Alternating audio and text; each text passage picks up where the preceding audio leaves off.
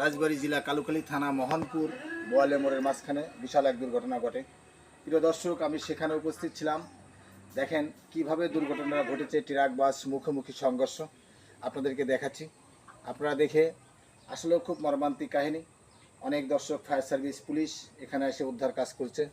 তারা উদ্ধার কাজও করছে। বাসের ড্রাইভার হসপিটালে ভর্তি, ট্রাকের ড্রাইভার হসপিটালে ভর্তি। আসলেও অনেক খুবই একটা মর্মান্তিক দুর্ঘটনা ঘটে গেছে এখানে। তাই আপনাদেরকে দেখাচ্ছি। দেখেন রাস্তার দুই সাইডে প্রচুর জামের কারণে গাড়ি ঘোড়া সব বন্ধ হয়ে গেছে। যাই হোক, যে যেখানে আছেন সবাই ভালো থাকবেন, সুস্থ থাকবেন। আল্লাহ যেন সবাইকে সুস্থ রাখেন, এই আশা ব্যর্থ করেই বিদায় নিচ্ছি। আল্লাহ হাফেজ।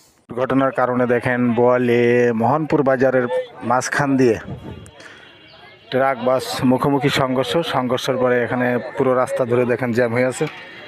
পুরো রাস্তাটাই জ্যাম। আমরা আপনাদেরকে দেখাচ্ছি পুরো রাস্তাটাই আসলে জ্যাম ধরে আছে। দেখেন এই যে তো গাড়ি ছিল, ওইটা ওভারটেক করতে সামনে থেকে দেখি ট্রাক আসে। এখন হচ্ছে ট্রাক যখন লাগা অবস্থা, তখন ড্রাইভার লাফ দিল। ড্রাইভার লাফ দিয়ে চলে গেলে আমি পাশেই ছিলাম আর কি। আমার ফোনটা পড়ে গেছে, এটা হচ্ছে ড্রাইভারের ফোন মেবি। আমার ফোনটা খুঁজতে গিয়ে পরে এই ফোনটা পাই, এতটুকু। এরপর আর কি হয়েছে আমি জানি না। অনেকেই দেখলাম যে নাক দিয়ে রক্ত বাড়াচ্ছে, মাথা ফেটে গেছে, কিছু ছিল।